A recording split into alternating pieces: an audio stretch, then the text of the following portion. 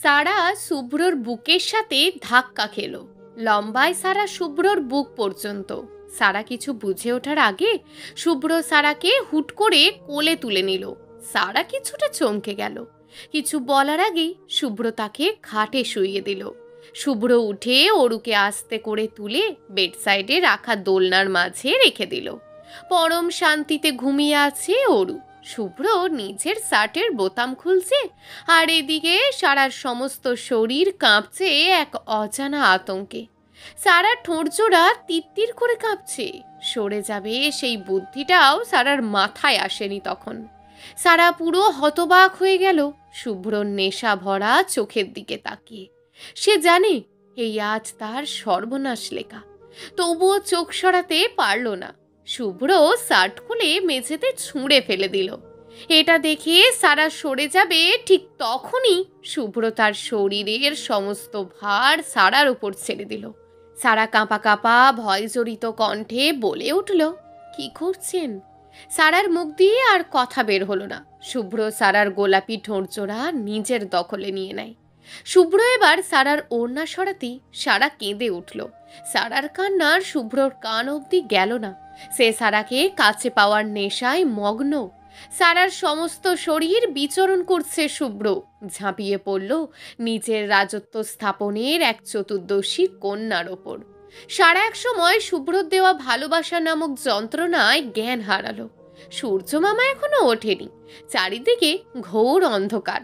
শরীরের অসম্ভব ব্যথার কারণে ঘুম ভেঙে যায় সারার। শুভ্র ঘুমিয়ে আছে সারার ছোট্ট বুকের ওপর। সারার হাতের পাশেই ঘুমিয়ে আছে অরু। তবে অবাক হলো এটা দেখে যে সারার বুকের ওপর মুখ দিয়ে রেখেছে কেন অরু। সে বুঝল অরু কোথা থেকে এলো, কারণ রাতে তো দোলনাই ছিল। এখন বেশ বুঝতে পারছে এটা শুভ্রর কাজ। সারা একটু বিরক্ত হলো, তবু কিছু বলল না। গতকাল রাতের কথা চিন্তা করতেই সারা শুকনো ঢোক গিলল। এখন যতটা শান্ত মায়াবী শুভ্রকে দেখছে, কাল রাতে ঠিক তার দ্বিগুণ বেপরোয়া ছিল। নেশালো শুভ্রকে দেখেছিল সে। সারা কাল এক পাগল শুভ্রকে আবিষ্কার করেছে, যার ভিতরে মায়া দরদ ছিল না। শুকনো ঢোক গিলে ঘাড় ঘুরিয়ে অরুর দিকে তাকায় সারা। তারা তিনজন এক কম্বলের নিচে। সারার গায়ে শুভ্রর সেই অ্যাশ কালারের শার্ট, ওপরের বোতামগুলো সব খোলা। তার মাঝেই বাপ মেয়ের রাজত্ব। সারা কষ্টের মাঝেও একটু হাসে। সারার ছোট্ট হাত জোড়া চলে যায় শুভ্রর চুলের ভাঁজে। শুভ্র দু হাত দিয়ে আঁকড়ে ধরে ঘুমিয়ে আছে সারার বুকে। সারা ফিসফিস করে বলে, খুব খারাপ মানুষ আপনি, আমাকে অনেক কষ্ট দিয়েছেন। সারার কথা শুভ্রর কানে যায় না, কারণ শুভ্র গভীর ঘুমে আচ্ছন্ন। সারা উঠতে গেলেও উঠতে পারে না। বিড়বিড় করে বলে, বাড়িতে কি বালিশ নেই? আমার বুকের উপর ঘুমিয়েছে, কি লোক রে বাবা। তারপর সারার আবার মনে হয় অরুর মায়ের কথা। আচ্ছা, শুভ্র কি তার সাথেও এমন করতো, এভাবে ঘুমাতো? ঘুম থেকে উঠলেই শুভ্রকে জিজ্ঞেস করবে অরুর মায়ের কথা। সে কোথায়, কেন নেই এখানে? সকাল 7টা। শুভ্র উঠে গোসল করে সারাকেও গোসল করিয়েছে। সারা গোসল করতে গিয়ে পড়ে আর এক বিপদে। পানি পড়ার সাথে সাথেই গা জ্বলে ওঠে সারার। পুরনো ক্ষত নতুন করে উঠেছে। শুভ্র সারাকে কোনো মতে গোসল করিয়ে এনে বেডে শুইয়ে দিয়েছে। তারপর ব্যথার ওষুধের পিল খাইয়ে দিল সারাকে। সারা কোনো কথা না বলে খেয়ে নিল। শুভ্রর খুব খারাপ লাগছে সারার জন্য, তার জন্যই এসব হলো। নিজেকে নিজে মনে মনে গালি দিল কয়েকটা, তারপর অরুর দিকে তাকিয়ে রইল কিছুক্ষণ। শুভ্র মুচকি হাসি দিল।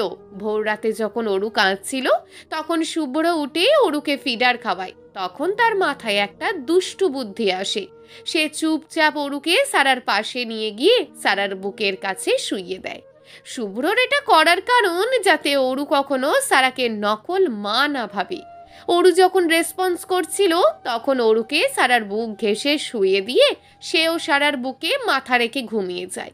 সারা এমন একটা মেয়ে যে গভীর কষ্ট পেলেও হাসি মুখে মেনে নিতে পারে, কারণ সে ছোট থেকে মামা বাড়িতে না থাকলেই মামি তাকে মারত। মাঝে মাঝে কেটে রক্ত বের হয়ে যেত, তো কখনো রক্ত জমে কালো হয়ে যেত। সেজন্য সারা শুভ্রের দেওয়া কষ্ট মুখ বুজে নিজের গভীরে লুকিয়ে নিল। হাসি নিল মুখে।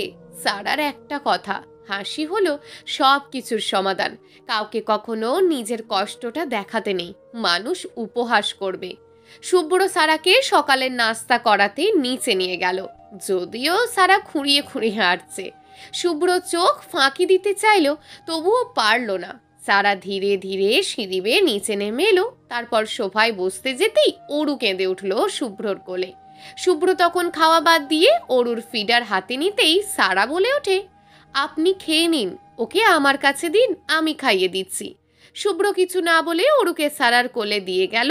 হাতে অরুর ফিডারটা দিতেই শুভ্র চোখ গেল সারার ঘাড়ে। কাল শিটে পড়ে গেছে। কতটা নির্মম হয়েছিল সে কাল রাতে। শুভ্র নিজেই মনে মনে অনুশোচনা করতে থাকে আর সিদ্ধান্ত নিয়ে নেয় আর ভুলক্রমেও সারাকে স্পর্শ করবে না। কারণ সারা খুব বাচ্চা একটা মেয়ে, তাকে কি ভাবছে সে জানে না। অরুর কান্নায় বাস্তবে ফিরে সারা। সামনে বসে অবাক চোখে তার দিকে তাকিয়ে আছে শুভ্র। সারা হকচকিয়ে গেল কিছুটা। শুভ্র তুড়ি বাজিয়ে সারাকে বলল, কি ভাবছিলে? সারা কোনো জবাব দিতে পারে না। সে কি করে বলবে সে কাল রাতের ভাবনায় বিভোর ছিল। নিস্তব্ধ পরিবেশ। শীত আসবে আসবে ভাব। কিছুদিনের মধ্যেই শীত পড়ে যাবে। এখনই রাতে ঠান্ডা লাগে। খোলা জানালা দিয়ে ফিরফির করে হাওয়া ঢুকছে। চাঁদের উজ্জ্বল আলো এসে পড়ে সারার মুখের ওপর। সারা চোখ মেলে তাকায়। অরুকে ঘুম পাড়াচ্ছিল সে। তার পাশেই বালিশে আধশোয়া হয়ে মোবাইল দেখছে শুভ্র। সারা একটু নড়ে উঠতেই শুভ্র উঠে বসলো। সারা চোখ ছোট ছোট করে তাকাতেই শুভ্র বলে উঠল, এখন একটু দোলনায় শুয়ে দাও, নয়তো তোমার হাত ব্যথা করবে। সেই সন্ধ্যা থেকে কোলে করে রেখেছ। সারা শুভ্রর দিকে তাকিয়ে একটা নিঃশ্বাস চালো। তার ভয় সংযত কণ্ঠে বলে উঠল, আপনি অরুর আম্মুর ব্যাপারে বলবেন বলেছিলেন, এখনো বলেননি তো? শুভ্র কিঞ্চিত হাসলো সারার কথা শুনে। তারপর অরুর মুখে টুপ করে একটা চুমু খেলো। অরুর ঘুমের মাঝে নড়ে উঠল, যার মানে সে বিরক্ত হয়েছে। সারা শুভ্রের এমন কাজ দেখে বলল, এই কি করছেন?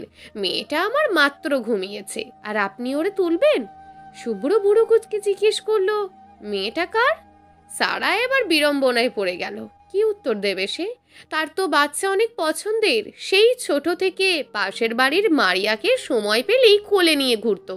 আর অরু তো একেবারে তার কোনো কাজই নেই অরু ছাড়া। তাই তো অরুকে নিজের মেয়ে মনে করেছে। সারাকে কথা বলতে না দেখে শুভ্র হাসলো। শুভ্র হাসলে গালে টোল পড়ে। গোলাপি ঠোঁট জোড়ার নিচের ঠোঁটের কোনায় কালো কুচকুচে একটা তিল। যে কোনো মেয়ে এক দেখায় শুভ্রর প্রেমে পড়তে বাধ্য। শুভ্র বুঝে গেল সারা এমন প্রশ্নের জন্য প্রস্তুত না। তাই আস্তে করে সারার ঘাড়ে হাত রাখে। সারা তাকায় শুভ্রর দিকে। শুভ্র সারার থুতনিতে হাত রেখে বলে, আমি এটাই শুনতে চেয়েছিলাম যে অরু তোমার মেয়ে আর আমি ওর বাবা। এতে কোনো সংকোচ রাখবে না। শুভ্রর কথায় সারা কিছুটা স্বস্তি পেল। সে তো ভয় পেয়ে গিয়েছিল শুভ্র আবার এই নিয়ে তাকে বকে টকে কিনা। কিন্তু তাকে ভুল প্রমাণ করে দিয়ে তার ভুল ধারণা ভেঙে দিল। শুভ্র সারার দিকে এক পলক তাকিয়ে অরুণ মুখের দিকে তাকালো। তারপর বলা শুরু করলো, আমি যখন ভার্সিটিতে লাস্ট সেমিস্টারে পড়ি তখন আমার পরিচয় হয় অহনার সাথে। হুট করে ফ্রেন্ডশিপ, তারপর প্রেম। এই যে এই বাড়িটা দেখছো, দীর্ঘ 3 বছর আগে আমার সপরিবার গ্রামে শিফট হয়। আমার অরিজিনাল জন্মস্থান ওখানেই। আচ্ছা বাদ দাও, ওগুলো পরে বলবো, আসল কথায় আসি। শুভ্রর কথা ঘোরানো দেখে সারা ভ্রুর কুচকে গেল। তাও মন দিয়ে শুনতে থাকলো শুভ্রর বলা কথাগুলো। শুভ্র আবারও বলতে শুরু করলো, আমার আর অহনার ব্যাপারে সবাই জানতো। আমাদের বিয়ে পারিবারিকভাবে না হলেও সবার মত ছিল। 2 বছর আগে আমি আমার ব্যবসা নিজের হাতে নিয়ে শহরে যে শাখা আছে ওটা সামলাতে শুরু করি। আমার আর অহনার সংসার খুব ভালোই যাচ্ছিল। তার ভিতরে অরু আসে গর্ভে। কিন্তু কি জানো, অরুর ব্যাপারে আমার আম্মু আব্বু ছাড়া আমার পরিবারে কেউ জানতো না। সারা হঠাৎ জিজ্ঞেস করে উঠল, তারপর কি হলো অহনা আপুর? শুভ্র আবারও বলা শুরু করলো, অরু যখন 4 মাস গর্ভে অহনার, তখন আমরা গ্রামে চলে যাই। আমাদের ছোট্ট সংসারে কোনো কিছুর অভাব ছিল না জানো সারা। আমাদের সংসারে ভালোবাসা ছিল।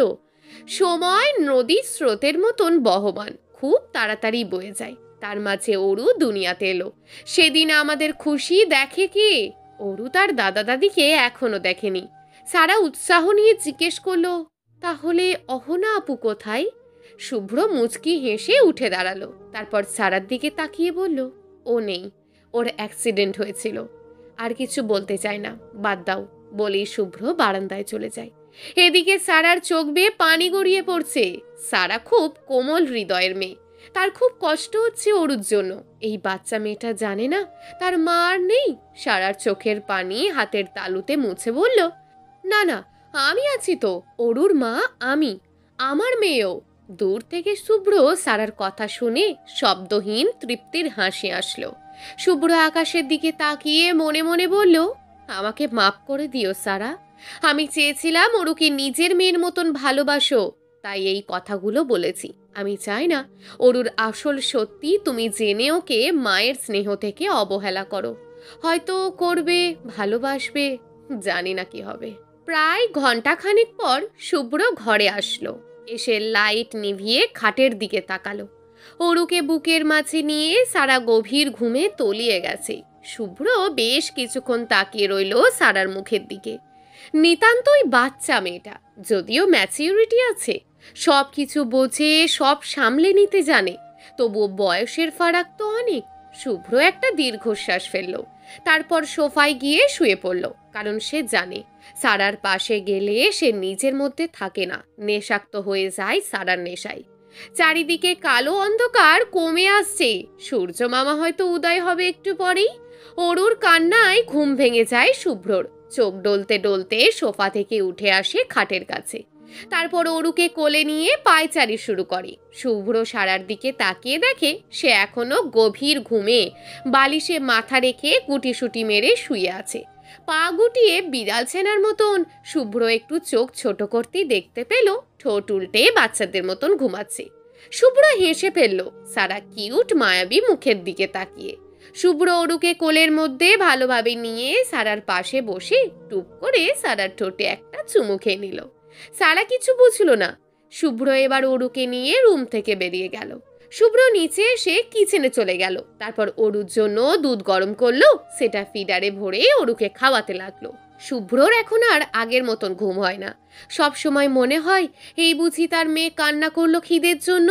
সারাকে নিয়ে এসেছে অরুর জন্যই, যদিও সে জানে অরু সারার কাছে খুব নিরাপদ। তবুও শুভ্র মনে মনে সিদ্ধান্ত নেয়, হোক না 4 বছরের মা, 4 বছরের বউ, আমি ওকে আমার বাড়ি নিয়ে যাব। ও একটা পরিবার পাবে, আর আমার মেয়েটাও নিজের পরিবার পাবে। শুভ্র সিদ্ধান্ত নেয় আজকেই সে তার পরিবারের সাথে কথা বলবে। হয় তারা এখানে আসবে, নয়তো সারা আর অরুকে নিয়ে তারা গ্রামে চলে যাবে। অরু শুভ্রর কোলে খেতে খেতেই ঘুমিয়ে পড়ে। অরুর ঘুম খুব গভীর। শুভ্র জানে এখন তার মেয়ে ঘুমালে 10টার আগে উঠবে না, তাই নিশ্চিন্তিতে রুমে এসে অরুকে দোলনায় শুয়ে দিল। তারপর শুভ্র ফ্রেশ হয়ে এসে সারাকে ঘুম থেকে জাগালো। সারা উঠতে না চাইলে শুভ্র টেনে বুকের মধ্যে নিয়ে অসংখ্য চুমু দিল সারার মুখে। সারা চোখ মুখ কুঁচকে উঠে মাথায় ওড়না দিয়ে ওয়াশরুমে চলে যায়। আজ সারার অনেক আনন্দ লাগছে সকাল সকাল। হয়তো সে এত খুশি কখনো হয়নি। তার মামা এসেছে, হাতে 2টো ব্যাগ। সারা ভেবেছিল যদিও আপন না, তাও মায়া করে হয়তো তাদের নিতে এসেছে। সারা অনেক খুশি খুশিতে শুভ্রকে রুমে এসে বলল, তালুকদার সাহেব জানেন আজ মামা এসেছে, নিচে বসে আছে। আমি দরজা খুলেই দেখি মামা দাঁড়িয়ে আছে। দেখেন আমাদের নিতে এসেছে।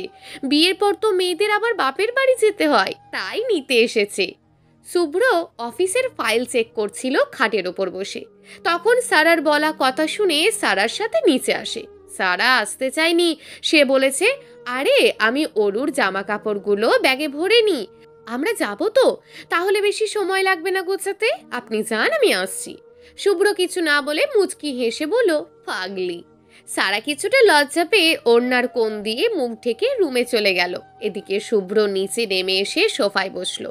তারপর নাজমুল হুদার সাথে কথা বলা শুরু করলো। এদিকে রুমে সারা বেছে বেছে কয়েকটা অরুর জামা, ছোট কম্বল, অরুর যাবতীয় জিনিস সব একটা লাগেজে ভরে নিল। আর তার তো মাত্র কয়েকটা জামা এখানে, সেগুলো কি করবে? মামা বাড়িতে আছে, ওগুলোই পরবে ভেবে আর নিল না। দোলনায় ঘুমন্ত অরুর মুখের দিকে একটা চুমু দিয়ে রুম থেকে বের হয়ে সিঁড়ির পাশে আসতেই তার পা জোড়া থমকে গেল। তার মামা চলে যাচ্ছে তাদের না নিয়েই। সারা দৌড়ে গেল, গিয়ে মামাকে জড়িয়ে ধরলো পিছন থেকে। শুভ্র চমকালো, সোফা থেকে উঠে দাঁড়ালো, সাথে সাথে মুখ দেখে বোঝা যাচ্ছে খুব রেগে আছে। সারা নাজমুল হুদাকে বলল, এ কি মামা, চলে যাচ্ছ, আমাদের নিয়ে যাবে না? আমি তো সব গুছিয়ে নিয়েছি, এই ব্যাগ নিয়ে আসলেই হবে।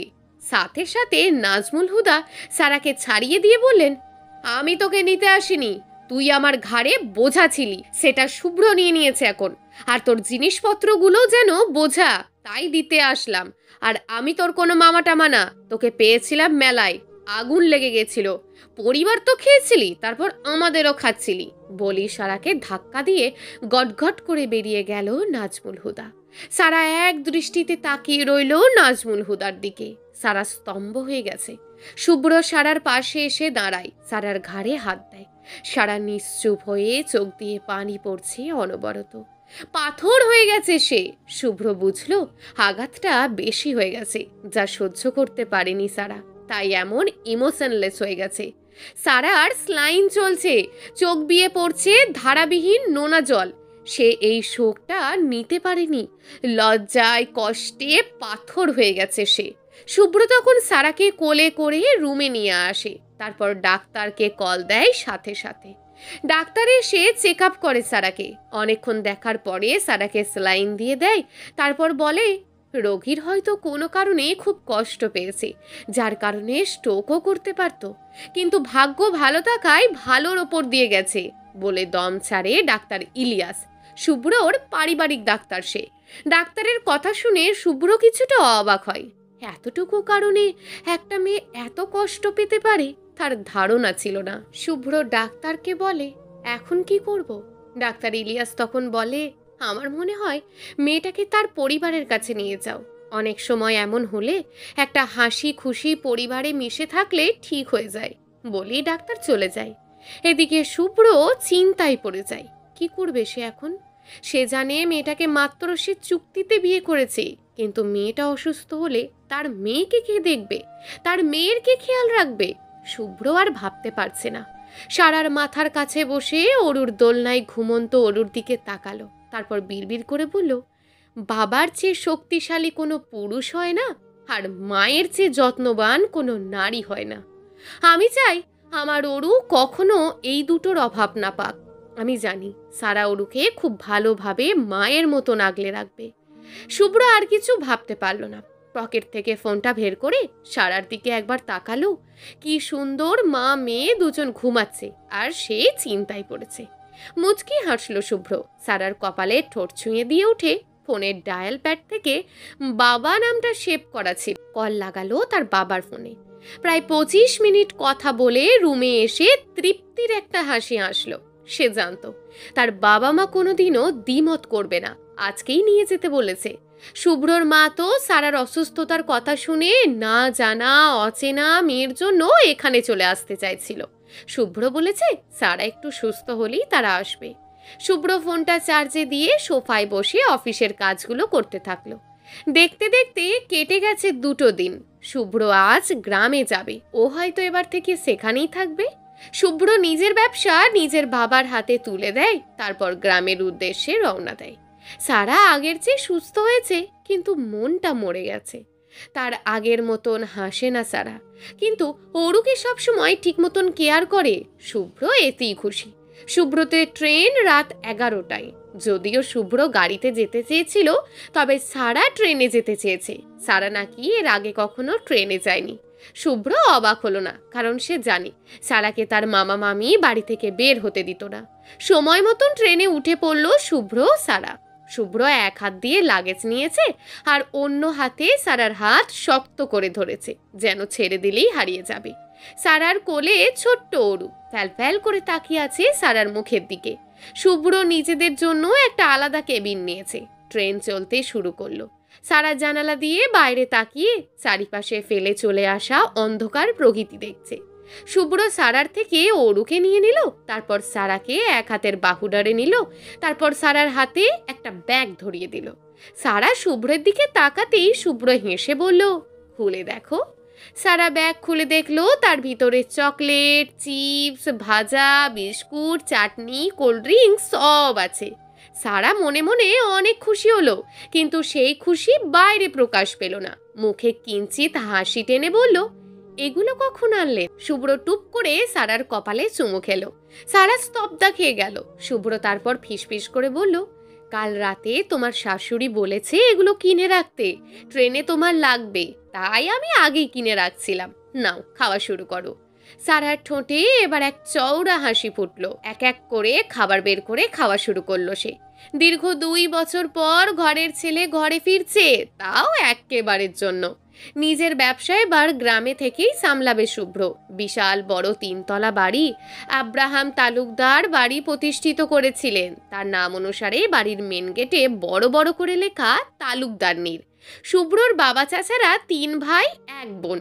শুভ্রর বাবা বড় ইস্তিয়াক তালুকদার অনেক বছর ধরে বিদেশে থাকেন, যোগাযোগ থাকলেও দেশে আসেন না কোনোদিন। শুভ্রর বড় বাবা ইস্তিয়াক তালুকদার অনেক বছর ধরে বিদেশে থাকেন, যোগাযোগ থাকলেও দেশে আসেন না কোনোদিন।